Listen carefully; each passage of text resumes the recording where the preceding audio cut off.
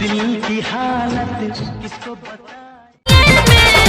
गेहूं में गेहूं के ले नइखी चल संगे मकइए में। गेहूं में गेहूं के ले नइखी चल संगे मकइए में। गेहूं में गेहूं के ले नइखी चल ना मकइया में।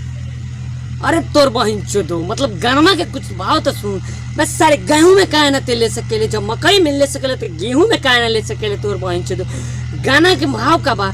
गेहूं में गेहूं के ले नइखी चल ना मकइया में। हमारा लड़वा के झटिया में ते के लेना, हमारा लड़वा में ताके ले सकेले। भाग तोर बहिन चोदो।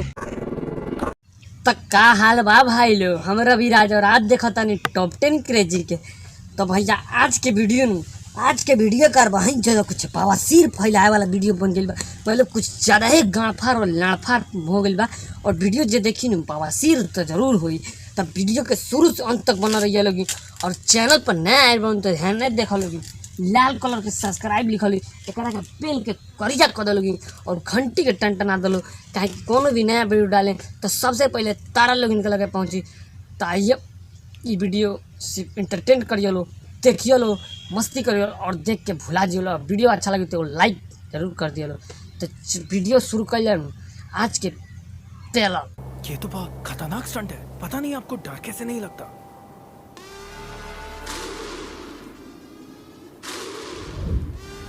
डर सबको लगता है, गला सबका। स्टंट बहुत खतरनाक है, पता नहीं आपको डर कैसे नहीं था। देख भाई बताओ तुम्हें, डर सबके लगेला। जैसे तुम कहते रहो भैया तो डर सबके लगेला। डर हमारा ऋतिक भैया के भी लगा था। मतलब क्या बताऊँ, माउंटेन ड्यू पी लेता रहूँ। मतलब माउंटेन ड्यू पी के कूदिए तो डर ना लगी। और वह माउंटेन ड्यू अगर हम पी के कूदन काम लाड़ चाटे चल जाए। मतलब कि लाड़ चाटे चल जाए, लाड़ चाट हो गई बा। मतलब एक दिन का बात कि कुछ दिन पहले छत पर से साला गिर गई। पार्टी करते नहीं मैंने पेप्सी रहे, पार्टी करते नहीं साला गिर गई नहीं। लाड़ चाटे जबकि चल गई बनी, हाथ गोड़ दोनों टूट गई रहा। तो क्या भइल भैया बताई, माउंटेन ड्यू पी के कितना बढ़ान स्टंट मरिया देख लो। पर डर से डरोगे तो कुछ बड़ा कैसे करोगे। तो ड्यू उठाओ और डर को पी जाओ।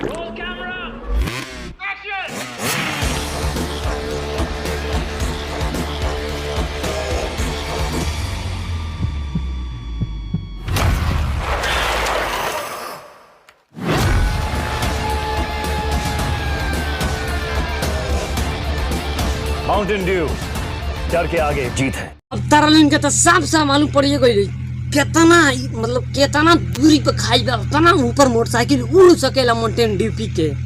मतलब देखो लोग तुले तो देखिए ले लोग कितना उड़ी पे उड़ल बा। मतलब कितना दूर उड़ के गई बा माउंटेन ड्यू पी के। तो ऐसा गलती दोबारा मत कर। ई जौन हमारा ऋतिक भैया बानू कुछ ज़्यादा ही गाड़ फाड़ वीडियो बना देता रह, कुछ ज़्यादा ही गाड़ फाड़ प्रचार दिखा देता रह। और ये लोग के चक्कर में कुछ लड़का राइडर बन के अपन जान गंवा देता रह। तो ऐसा गलती मत कर लो ये ब्लाचट्टन कलाकारन के चक्कर में। क्या देवर जी, तुम भी ना खाली मजाक करते रहते हो। तुमको हम पे विश्वास नहीं है। क्या देवर जी, तुमको हम पे विश्वास नहीं है? मतलब कि समझिए गए लोग। बोलो तू लोग खुद से समझदार बोलो। भौजी गाँव भर से लिवा के आओ तेरे इनकर से कहता रहे कि विश्वास नहीं है। कैसे विश्वास कली, कैसे विश्वास कली तोर बहन चुदो कुछ भी कैसे विश्वास कली। ते तो गाँव भर गए ते ओकर पिछवा कार कले गेहूँ में केहू के ले लेनी। गेहूँ में मतलब ते केहू के दिलहू नहीं के मकई में कहता रे। तो विश्वास करे कैले। आगे बोल भोसड़ी के, आगे बोल तोर बहन चुदो। खरिहानी में काम करवाती हूँ, रोज गाँव वालों को मैं बुलाती हूँ। खरिहानी में काम करवाती, खरिहानी में काम करवाती हूँ, रोज गाँव वालों को बुलाती हूँ।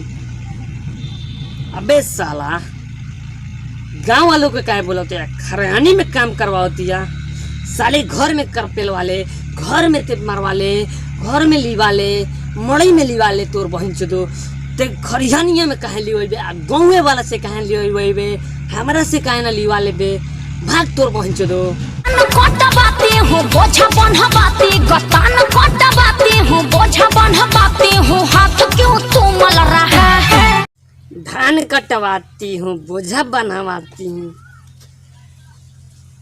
सॉरी पहले भी तो तू बोल सकत लोग कि धान कटवाओ खातिर बोलाओ तनी खरियानी में बोझा बनवावे खातिर बोलाओ तनी खरियानी।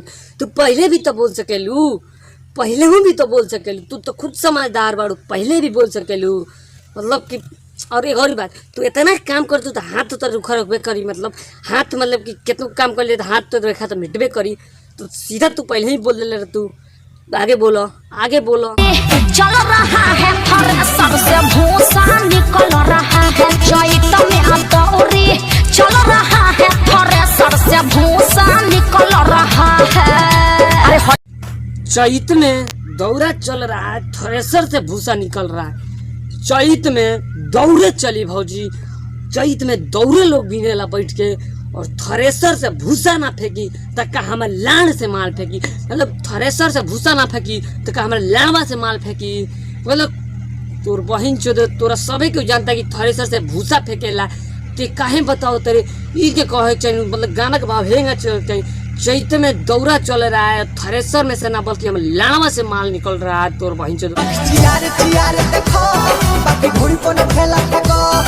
चियारे चियारे देखो बाकी घुड़ी को न खेला फेंको। मोचर मोचर आँख चियार चियार देखो बाकी ढोड़ी पे ढेला ना फेंका।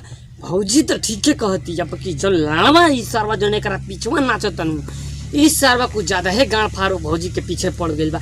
मतलब कि देखो लोग कि भौजी कहती है आँख चियार के देखो। मतलब आँख चियार के ओकर लहंगा में देखो, लहंगा खुल के गिरे वाला बा। और ढोड़ी पे ढेला मत फेंको कि ओकरा का कहल जा। मतलब ओकरा चोली में ढेला फेंको, ओकरा आँख पे मत फेंको, ओकर ढोड़ी पे मत फेंको, हमारे लाणवा पे फेंको। तोर बहिन चोदो हटा और सरवा के गाना। पहले स्टेप में स्वेट स्लिम बेल्ट को पहनते ही आपका बाहर निकला हुआ पेट सिर्फ 10 सेकंड में ही शेप में आ जाता है।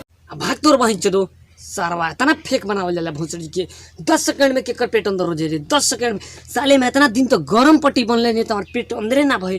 तो ते सरवा कैसे कह देते कि 10 सेकंड में पेट। और उस तो बात छोड़, हमारा घर के 2-4 घर के ओने की एक आदमी खरीदले रह सरवा 2999 रुपये के। और भोसड़ी के तू 24 घंटा लगैले रह तबो के पेटवा ना अंदर गई। ते कैसे सरवा कही तरे। अब भाग तोर बच्चे तो हम तो मानत टेक्नोलॉजी के जमाना बा, लेकिन सरवा इतना मत फेंक 10 सेकंड में इतना अंदर हो जा। अब भाग तोर बहिन चोदो। वीडियो तालून के अच्छा लागल हो तो अगर वीडियो अच्छा लागल तो एगो लाइक कर दियो। और चैनल पर नया आए चैनल पर देखो है या हेक कर या लाल कलर के सब्सक्राइब लिखल लियो, लाल से पेल के करिया कर दलो और घंटी के टंटना दलो। कोनो भी वीडियो डालें तो सबसे पहले तार में लगे पहुँची। फिर मिल जाएगा नया वीडियो में।